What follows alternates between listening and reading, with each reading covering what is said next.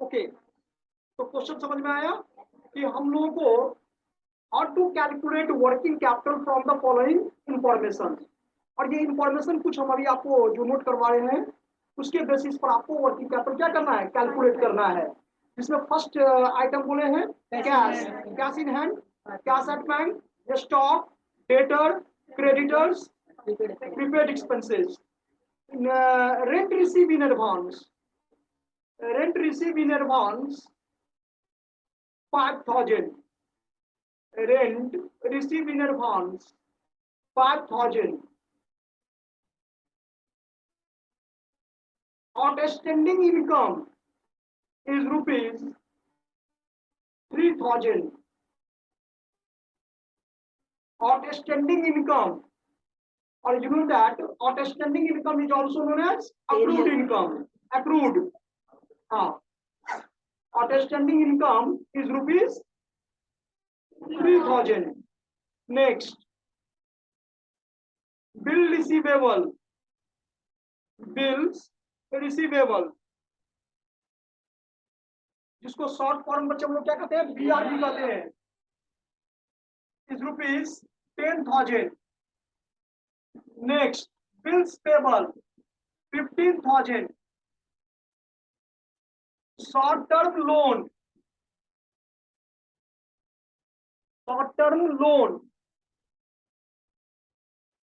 5,000. Short term investment, or short term investment is also known as temporary investment. Okay,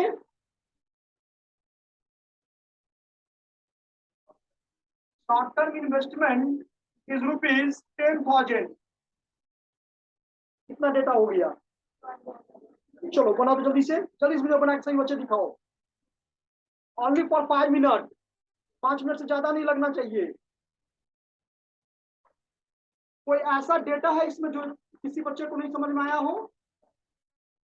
जितना भी यहाँ पर item बताए हैं, लिखवाए हैं, क्या कोई बच्चे को प्रॉब्लम है इसमें तो पूछ सकते हैं हैंड रेज करके। तो वर्किंग कैपिटल आपको फाइंड आउट करना है, और कोई बच्चे एक दूसरे से नहीं पूछेंगे, अपने मन से बनाएंगे। गलत हो कोई दिक्कत नहीं है, हम बताएंगे उसको सही।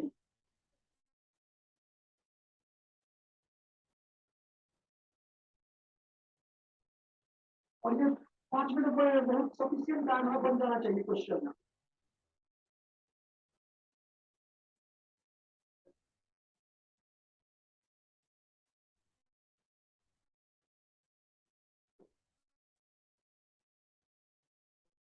वो नहीं करना है, यहाँ पर कैलकुलेट द वर्किंग कैपिटल, और today that working capital means excess of current assets over current liabilities। 10 करके फॉर्मूला ही बताए थे, working capital equal to current asset minus current liabilities, वही बनाना है आपको। तो आपको इस डेटा को दो पार्ट में कैटेगराइज कर लेना है, करंट एसेट्स और करंट लायबिलिटी, और तब दोनों को क्या कर देना है, एक दूसरे से डिडक्ट कर देना है। करंट एसेट्स में से करंट लायबिलिटी को डिडक्ट कर देना है।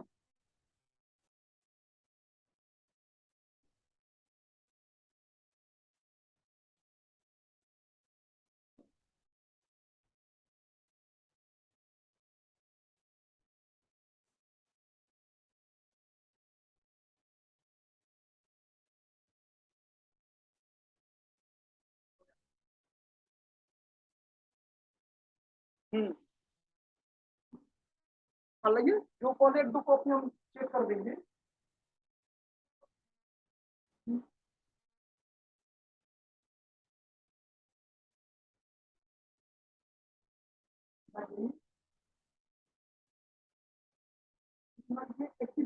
दो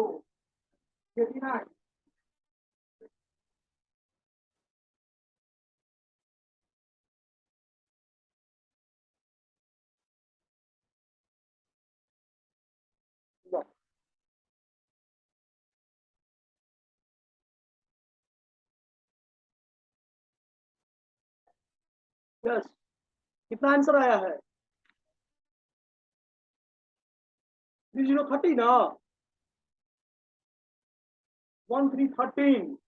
ओके, एक मिनट, और बच्चे बनाने दीजिए, और बच्चे सबको बनाने दीजिए। इनका तो 40,000 आया है, इतना का डिफरेंस।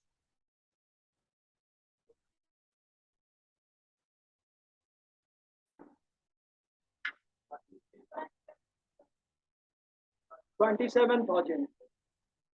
कुछ और बच्चे का हम आंसर ले बोर्ड पर नोट करते हैं, और फिर उसके बाद हम खुद बनाएंगे इसको। देख रहे हैं डिफरेंस सबका आंसर आ रहा है। आपका 40, उनका 30, और इनका 26, 27, और इसका 33।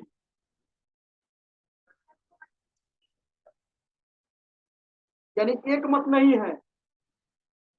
देख रहे हैं, का मतलब है कहीं ना कहीं आप लोग इसको सही ढंग से नहीं पढ़े हैं।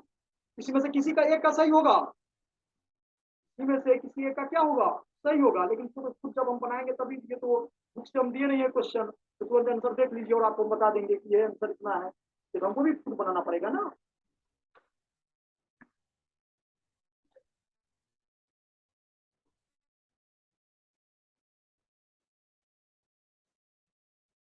और कुछ टाइम चाहिए आप लोगों को बच्चे, डिस्कशन नहीं, ऐसे नहीं। 40,000, ओके। चलिए, तो दो को मैच किया। 48,000 सर। अच्छा, 2 मिनट और रुक जाए, 2 मिनट।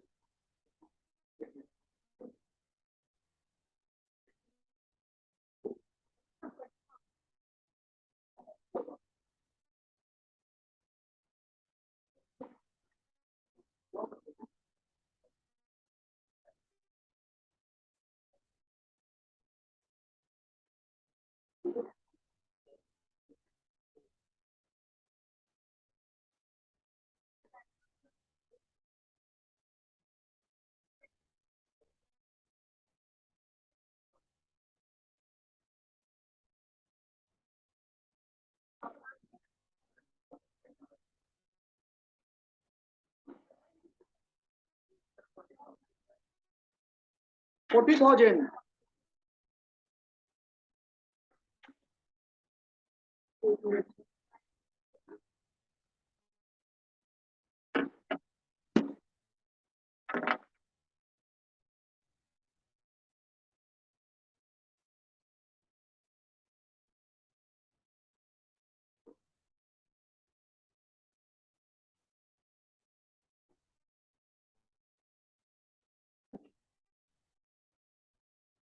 आपका कितना आंसर आया है? 27,000। ओके, सभी बच्चे ट्राई कर लिए, तो सभी बच्चे का डिफरेंट आंसर आ रहा है ना। आपका कितना आया? 35,000। सबका अलग अलग आ रहा है, कोई बात नहीं। चलिए, इसी तरह से एक दो क्वेश्चन और प्रैक्टिस कर लेंगे, तो आपका ये कॉन्सेप्ट क्या हो जाएगा, कितना? 25,000। ओके, अब इसको हम ट्राई करते हैं। ओके, तो first of all working capital, सबसे पहले क्या करेंगे हम लोग बच्चे, यहाँ पर इसका फॉर्मूला पुट करेंगे। सही बच्चे को और दिखाई दे रहा है? Working capital equal to current assets minus, एक लाइन या दो लाइन छोड़ दो ऊपर में, ठीक है। यहां से लिखो, where current assets equal to, सबसे पहला क्या होता है, कैश इन हैंड। हाँ, ऐसे बनाना है। बनाने का जो प्रोसीजर है यानी प्रोसेस है वो यही है, ठीक है। Cash in hand plus cash at bank, अब इसमें प्लस करते जाओ, plus debtor plus stock plus, नहीं, rent receive in advance is a current liabilities, जो पता है कि unearn income, unearn income is also known as income receive in advance. तो एक तो यहाँ पर मिस्टेक हो गया वो बच्चे, तो यहाँ पर क्या लिखेंगे, हाँ, और स्टैंडिंग इनकम लिख सकते हैं यहाँ पर, और prepaid expenses,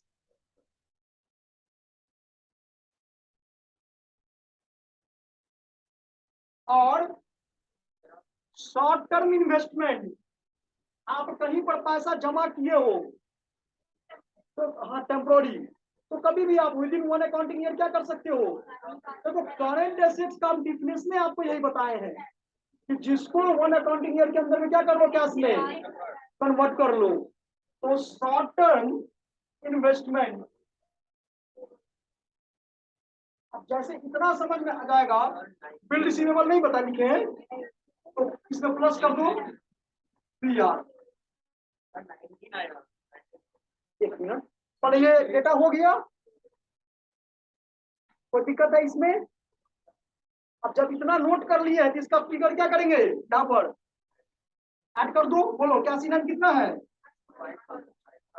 okay, cassette bank 25,000 और डेटर,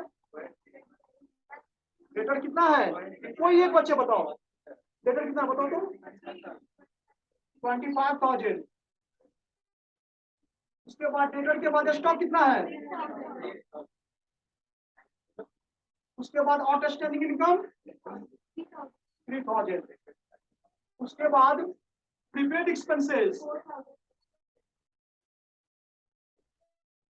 उसके बाद शॉर्ट टर्म इन्वेस्टमेंट 10,000 और BR कितना था, बिल रिसीवेबल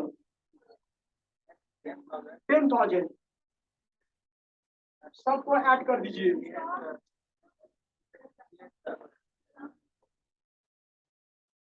यानी 85,000 हो रहा है रुपीज। सही बच्चे नोट कर ले इसको, कोई बात नहीं है, वो जिन बच्चे का सही है वो सही है, उसको टिक आउट करो खुद से। अरे तो मेरे पास लगिएगा तो अब उसमें तो कितना मुश्किल होगा ना। आगे ये समझ में,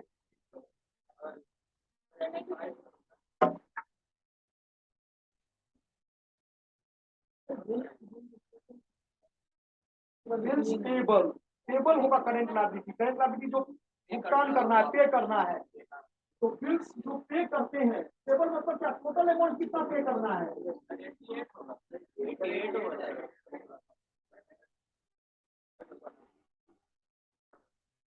कैसे जी 88 कैसे हो जाएगा, डेटा ठीक लिखवाया नहीं ये ना। तो 25 25 50 5 55 61 64 68 हाँ 88 ओके। अब यहीं पर नोट कर लिए, ओके। यहाँ पर सेकेंड डिजिट में हम लोग क्या लिखेंगे, करेंट लायबिलिटीज। अब करेंट लायबिलिटीज में देखिए क्रेडिटर, अच्छा कभी कभी नाम भी चेंज करके दे देगा। क्रेडिटर्स कभी लिख देगा ट्रेड क्रेडिटर्स, कभी लिख देगा सन्ड्री क्रेडिटर्स। तो ये भी समझना है कि वो भी यही है। सन्ड्री का मतलब क्या हुआ कि एक नहीं, दो नहीं, चार नहीं, पांच नहीं, 10 नहीं, डिफरेंट। अब चूंकि बिजनेस है तो बिजनेस, अब बहुत सारे सप्लायर्स गुड्स क्या किया होगा, परचेज किया होगा। तो जब एक से ज्यादा होता है तो वहां पर वर्ड क्या आ जाता है, सन्ड्री, SUNDRY ऐसे लिखा हुआ रहेगा। तो कंफ्यूज नहीं होना है। कभी कभी आपको अकाउंट्स पेबल लिख देगा, तो अकाउंट्स पेबल या अकाउंट्स रिसीवेबल लिख देगा। तो बच्चे आपको समझना है कि क्रेडिटर्स प्लस बिल्स पेबल, अगर दोनों डिजिट को मतलब इकट्ठा कर दे दोनों डेटा को, कि creditors plus bills payable is known as accounts payable.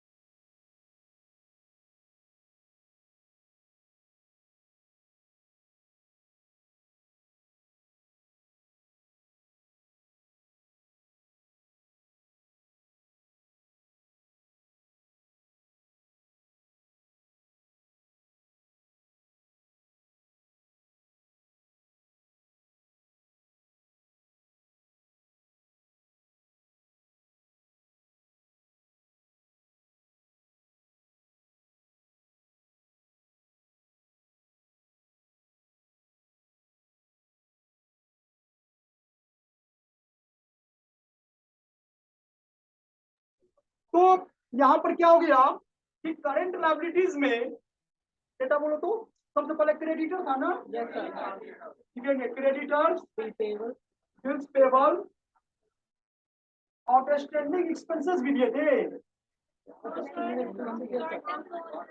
Okay, ये नहीं था, तो शॉर्ट टर्म लोन था और rent receiving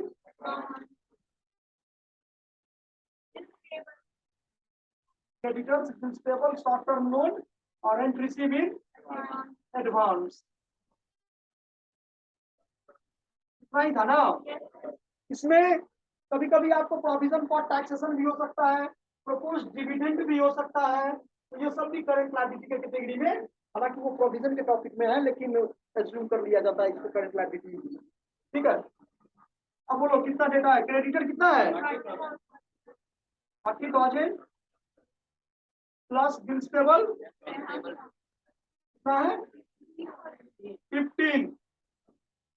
15,000, short term loan 5,000 और उसके बाद रेंट रिसीविंग एडवांस 5,000, तो 30, 15, 45, 50% और कौन है बिल्स पेबल लिखे ना 15,000, यानी कितना हुआ 55 ना। तो अब आप आराम से कह सकते हो कि 10 working capital equal to 88,000 minus क्या 55,000, तो यहाँ पर पुट कर दो 88,000 माइनस 55,000 इक्वल टू रुपीज कितना आ जाएगा। अब जिन बच्चों का 33,000 है उनका आंसर राइट है, कोई बात नहीं, फर्स्ट टाइम होता है, फिर प्रैक्टिस करते करते हो जाएगा। आउटस्टैंडिंग, एक मिनट, इसका क्वेश्चन है कि आउटस्टैंडिंग इनकम एसेट्स कैसे हुआ। ओके, तो यहाँ पर ये बताना चाहेंगे, हाँ बोलिए, अरे कोई बताइए, लीजिए, देखिए जवाब दे रहे हैं। स्टैंडर्ड इनकम एसेट इसलिए हुआ क्योंकि वो अक्रूड इनकम है, मतलब कि हमको वो पैसा मिलना चाहिए था मगर मिला नहीं है, मतलब कि जो चीज़ हमको मिला नहीं है, मतलब कि ये पेन मेरा ही है, ये किसी और को हम दिए, वो हमको उससे लेना है मगर वो हमको नहीं दिया, इट मीन्स ये मेरा एसेट है, इसलिए वो एसेट के अंदर आएगा। अच्छा, इसको दूसरे तरफ से ये भी कह सकते हैं, ये तो पेन का एग्जांपल, ये तो एसेट्स का एग्जांपल दे दिए, ठीक है। एक्चुअली पेन तो मेरा एसेट्स को के पॉइंट ऑफ व्यू से एग्जांपल दिए ना, हम आपको एग्जांपल इस तरह से दे सकते हैं कि जैसे मान लो कि हम मकान मालिक हैं, ठीक है, और मकान रेंट पर लगाए हुए हैं, तो एज ए बिजनेस, बिजनेस का मान लो काम ही है ये रेंट पर देना, ठीक है, या नहीं तो इन्वेस्टमेंट का इसी एग्जांपल समझ सकते हो कि आप कहीं पैसा इन्वेस्ट किए हुए हो, तो क्या उस इन्वेस्टमेंट पर आपको इंटरेस्ट मिलता कि नहीं मिलता, तो आपको 12 मंथ का इंटरेस्ट लेना था, क्योंकि अकाउंटिंग ईयर क्या एज्यूम किए हो आप 12 मंथ, तो वो सारा इनकम जो अकाउंटिंग ईयर से रिलेटेड हो, अब आपका नेट रिजल्ट बिजनेस का कब आएगा, जब उसके बुक्स में 12 मंथ का इंटरेस्ट शो होगा, लेकिन इंटरेस्ट रिसीव मतलब क्या है on investment, interest on investment जो एज पर ट्रायल बैलेंस, जो बच्चे पढ़ के आए हैं वो जानते होंगे ट्रायल बैलेंस के बारे में, तो ट्रायल बैलेंस में शो किया हुआ है क्या कि इंटरेस्ट रिसीव इज रुपीज कितना 900, अब मान लो 100 पर मंथ इंटरेस्ट हमको रिसीव करना था, तो 1200 करते ना, लेकिन रिसीव कितना किए हैं 900, तो एग्जैक्ट रिजल्ट आएगा नहीं बिजनेस का, तो बिजनेस का तो मोटिव ही है तो नेट रिजल्ट को फाइंड आउट करना, तो उसमें 300 आपको क्या करना पड़ेगा ऐड करना पड़ेगा, तो वो सारा इनकम जो अकाउंटिंग ईयर से रिलेटेड हो लेकिन बिजनेस ने उसको रिसीव उस अकाउंटिंग ईयर में नहीं किया, जैसे इन्वेस्टमेंट का भी एग्जांपल हम दिए कि 9 मंथ का रिसीव किए 100 पर मंथ था, तो 900 रिसीव किए ना, तो उसका तो एंट्री हम कर दिए, लेकिन जो 300 हम रिसीव नहीं किए उसका एंट्री हम, वो 300 क्या हो जाएगा करंट एसेट्स हो जाएगा। Is that clear? नेक्स्ट, अब उस टॉपिक में देखो तो बेसिक टर्म में क्या किया, कहां तक बता दिए थे, स्टॉक बताए थे, स्टॉक का टॉपिक, नो सर, डिस्काउंट का टॉपिक, नहीं सर। चलो ये थोड़ा अच्छा टॉपिक है। लिखो stock,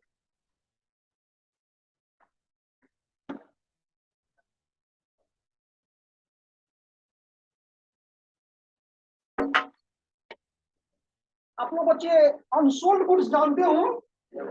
unsold goods, yes sir. हाँ, यानी एक छोटा सा वर्ड है और इसी से इसका मीनिंग पता चल जाएगा। यानी अगर ये 500 पीस ये गुड्स है मेरे लिए, क्योंकि इसको बेचना ही मेरा काम है, तो अगर 500 पीस हम इसको क्या किए, बेचने के पर्पज से परचेज किए, लेकिन अकाउंटिंग ईयर एंड होते तक ये जो है प्रोडक्ट, ये मेरा 490 पीस सोल्ड हो चुका। तो परचेज हम कितना पीस किए थे, बिका कितना, इसका मतलब 10 पीस जो है ये रिमेनिंग हो गया, यानी अनसोल्ड हो गया। यस या no? The value of unsold goods lying in a business concern at the beginning of the current year.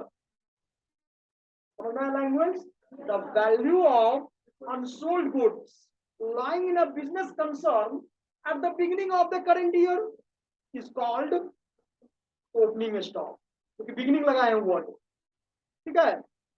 हाँ, कभी कभी इसको stock is also known as inventory, क्या कहते हैं इसको हम लोग, इन्वेंट्री। हालांकि दोनों में डिफरेंस है, थोड़ा पॉइंट को लेकर के डिफरेंस है, ऐसे अकाउंटिंग ट्रीटमेंट में कोई डिफरेंस नहीं है। अब ये कहता है कि बिगिनिंग अगर है तो ये ओपनिंग स्टॉक हो गया, लेकिन उसी में अगर एंडिंग वर्ड लगा दे तो वही क्या हो जाएगा। तो आप लोग भी बच्चे पढ़ के आए होंगे कि there are two types of stock, opening stock और क्या, क्लोजिंग स्टॉक, ओके। लेकिन in case of manufacturing concern,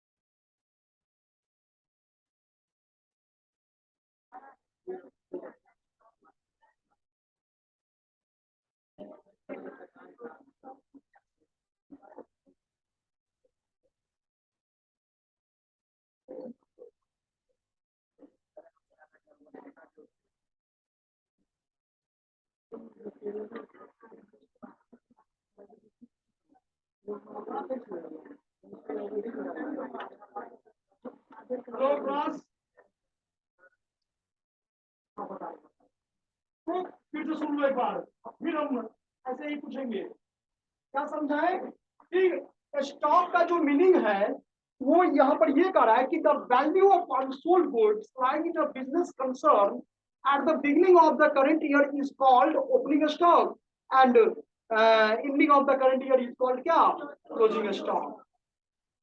लेकिन in case of sole trading concern, ऐसा हम इसलिए कहते हैं, जो हम लोग अभी पढ़े भी हैं, कि बहुत सारे बिजनेस ऐसे होते हैं जो कि गुड्स बनाने का काम नहीं करता है, वो बना हुआ ही खरीद के लाता है और तब क्या करता है, बेचता है। हमारे गली मोहल्ले में जो स्टेशनरी का दुकान है, स्टॉक तो उसके पास भी होगा, जैसे ही उसके पास अकाउंटिंग ट्रीटमेंट होता होगा, उसका जीएसटी अभी आजकल आया है तो उसमें जरूर उसको ये मेंशन करता होगा बिजनेस, ठीक है। तो आपको समझना है कि स्टॉक जो है are also opening and closing stock is also classified into 3 categories in case of manufacturing concern. In case of manufacturing concern, जैसे namely stock of raw material, जो रॉ मटेरियल परचेज करेगा तभी तो फिनिश गुड्स में convert करेगा, वो नहीं, finish goods convert करेगा तभी तो सेल करेगा, तभी तो वो प्रॉफिट जनरेट करेगा। तो रॉ मटेरियल का स्टॉक भी रह सकता है उसके पास। अच्छा, उसके पास दूसरा जो है, आप लोग नाम भी सुने होंगे, stock of work in progress, जिसको WIP, सेमी फिनिश गुड्स कहो उसको, वर्क इन प्रोग्रेस को कुछ काम कर दिए हैं और कुछ काम करना उस पर। देखो, अकाउंटिंग ईयर क्लोज करना है, वो तो फिक्स डेट है, वो डेट फिक्स्ड है। अब बहुत सारे ऑर्गेनाइजेशन में, बहुत सारे कंपनी में, मैन्युफैक्चरिंग कंसर्न जो होता है फैक्ट्री में, ऐसा देखा गया है कि टाइमलाइन तो है, लेकिन उस टाइमलाइन पर उसका काम कंप्लीट नहीं हो पाया। तो वो प्रोडक्ट को वो किस में दिखाएगा? स्टॉक में दिखाएगा। और स्टॉक में क्या? वर्क इन प्रोग्रेस में, कि जिस पर कुछ काम हो गया है, कुछ काम करना बाकी है। और तीसरा और सबसे लास्ट में है कि सामान तो मैंने गुड्स को कंप्लीट कर लिए, बना तो लिए, लेकिन सेल आउट नहीं हो पाया। तो वो जो प्रोडक्ट बच जाएगा उसको हम क्या कहेंगे? Stock of finish goods. तो आप यहाँ पर समझ सकते हैं कि इन case of manufacturing concern, opening and closing stock are also classified into three categories. First, a stock of raw material, a stock of work in progress, और stock of finished goods. हाँ, इसको आप सेमी फिनिश गुड्स भी कह सकते हैं। Work in progress को आप सेमी फिनिश गुड्स भी कह सकते हैं। तो ये तीन टाइप्स है, लेकिन ये मैन्युफैक्चरिंग कंसर्न में होता है। ये जो ट्रेडिंग कंसर्न है, जो सामान बना हुआ खरीद के लाता है और बेचता है, उसके पास में ये सब स्टॉक नहीं होगा। तो मेरा कहने को, जब बेसिक टर्म हम लोग पढ़ रहे हैं तो उसको डिटेल हम लोग का स्टडी कर लें। रहा बात इन्वेंट्री का, तो इन्वेंट्री में जो और स्टॉक का जो डिफरेंसेस है, बेसिक डिफरेंसेस है कि कोई भी बिजनेस एसेट्स परचेज करता है यूज करने के पर्पज से, लेकिन कभी कभी बिजनेस का ऐसा कंडीशन हो जाता है जो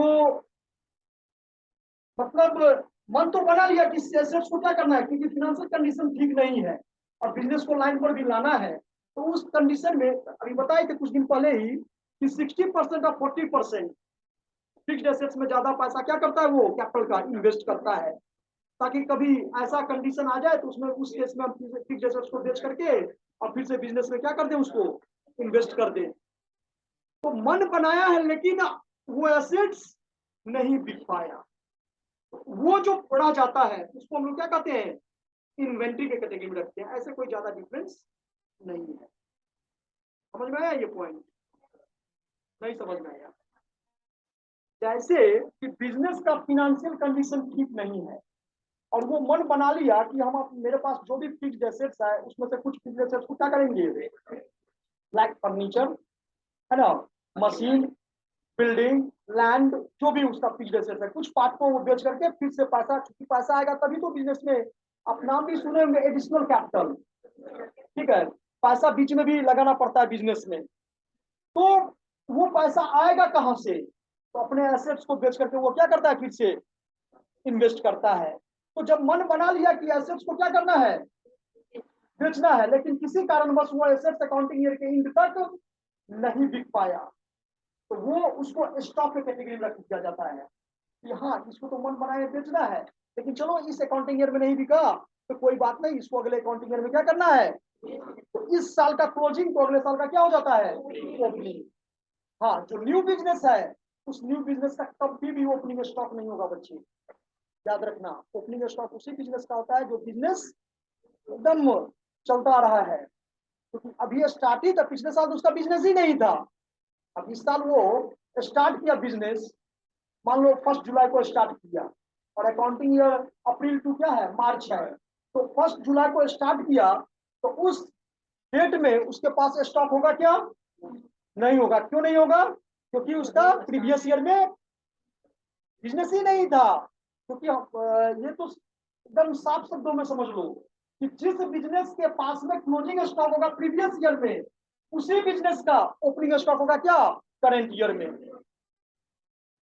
ओके, क्योंकि ये कैरी फॉरवर्ड होता है, कैरी फॉरवर्ड नहीं देखते हो, एसेट्स का डेबिट बैलेंस होता है, लायबिलिटी का क्रेडिट बैलेंस होता है, ठीक है। तो पिछले प्रीवियस ईयर में अगर वो क्लोजिंग स्टॉक है तो इस ईयर में क्या ओपनिंग स्टॉक। यानी कंक्लूजन हम ये कह सकते हैं, निष्कर्ष ये निकाल सकते हैं कि जिस बिजनेस का क्लोजिंग स्टॉक होगा उसका ओपनिंग स्टॉक तो निश्चित ही होगा, लेकिन उस बिजनेस का ये निश्चित नहीं है कि उसका क्लोजिंग स्टॉक हो सकता है पूरा सामान, ठीक है। तो ये निश्चित नहीं है, लेकिन ये निश्चित है कि अगर प्रीवियस ईयर में क्लोजिंग स्टॉक हुआ होगा तो नेक्स्ट ईयर में उसका क्या होगा क्लोजिंग स्टॉक।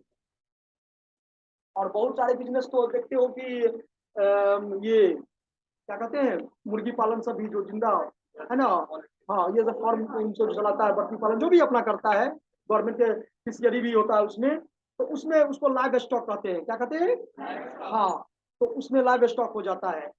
बहुत सारे बिजनेस जैसे नाला रोड है, फर्नीचर का दुकान है, उसमें डेड स्टॉक हो जाएगा, क्या होगा, हाँ उसमें डेड स्टॉक हो जाएगा। ऐसे बहुत तरह का ये है। ओके, लिखो स्टॉक को डैश देकर लिखेंगे सबसे पहले। The value of unsold goods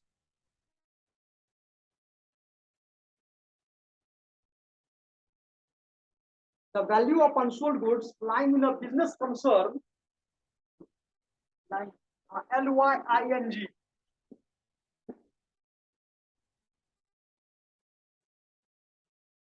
Lying, lying in a business concern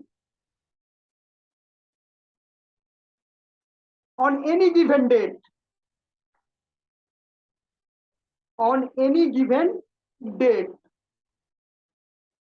are called a stock.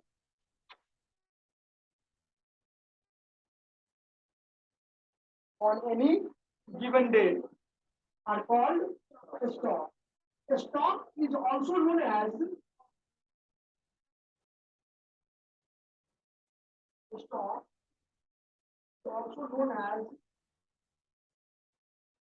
stock in hand. जैसे क्या बताए तेरा कैश इन हैंड, वैसे स्टॉक इन हैंड भी है तो कंफ्यूज नहीं होना है।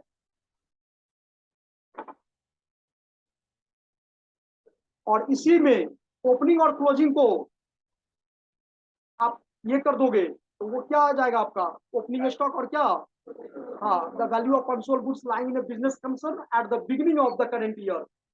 उसी में बिगिनिंग और एंडिंग क्या करना है, ऐड कर दोगे तो वही क्या हो जाएगा, ओपनिंग एंड क्लोजिंग स्टॉक हो जाएगा। देखो inventory,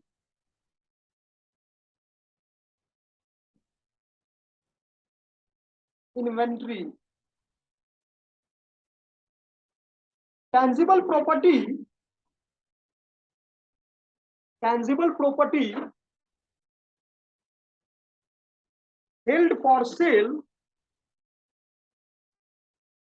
held for sale in the ordinary course of business, held for sale in the ordinary course of business, course, COURSE, course of business, or in the process of the production,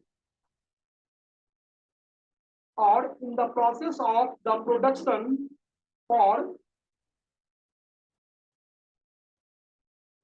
such sale, or the consumption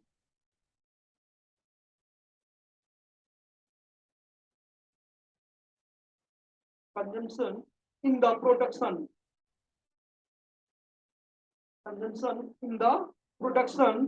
of goods or services for sale.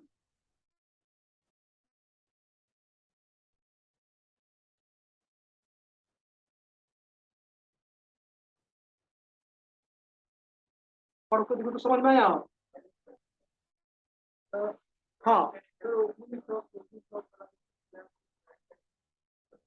जैसे stock का definition बताए है ना, the value of unsold goods lying in the business concern, वहीं से at the beginning of the current year is called opening stock. The value of unsold goods lying in a business concern at the ending of the क्या? At the end of the current year. तो stock का ये हो गया opening closing stock और inventory. अब एक live stock है तो इसमें तो सिंपल समझा दिए आपको क्या। हाँ छोड़ो ना, हॉर्स रेस सब नहीं होता है तो उसका बिजनेस नहीं करता है क्या, तो उसके पास में जो स्टॉक जैसे वो उसका बिजनेस था ये इतना हमको हॉर्स को क्या करना है सेल आउट करना है, लेकिन वो नहीं हो पाया है ना। 50 पीस मंगाया, अब उसमें से 40 पीस बिक गया, 10 पीस नहीं बिका, तो फिर वही उसका क्या हो जाएगा लाइव स्टॉक हो जाएगा। इन्वेंट्री का मतलब ये जैसे हम अपने लैंग्वेज में आपको एसेट्स के बारे में बताए थे कि फाइनेंशियल कंडीशन ठीक नहीं है, बिजनेस चाहता है कि इस एसेट्स को बेच करके टेंजिबल लिखवाए प्रॉपर्टी, ठीक है, और टेंजिबल में वही फिक्स्ड एसेट्स करंट एसेट्स दिया जाता है, ठीक है। तो लेकिन मोटिव ये है कि इसको बेच करके पैसा क्या करें बिजनेस में इन्वेस्ट करें, ठीक है। लेकिन किसी कारणवश ऐसा तो नहीं है कि मन बनाए आज और आज ही मेरा बिक गया, बिजनेस में तो ये चलता रहता है कंटिन्यू ना, ठीक है। तो इस अकाउंटिंग ईयर में नहीं बिका तो वो उसको हम स्टॉक के रूप में ट्रीट करते हैं और अगले अकाउंटिंग ईयर में क्या करते हैं उसको सेल आउट करने का काम करते हैं ताकि पैसा आएगा बिजनेस में फिर क्या करेंगे इन्वेस्ट करेंगे। Okay, work in progress FG का फिनिश गुड्स या सेमी फिनिश गुड्स की WIP is also known as stock of work in progress is also known as semi-finished goods. Okay. Any more question?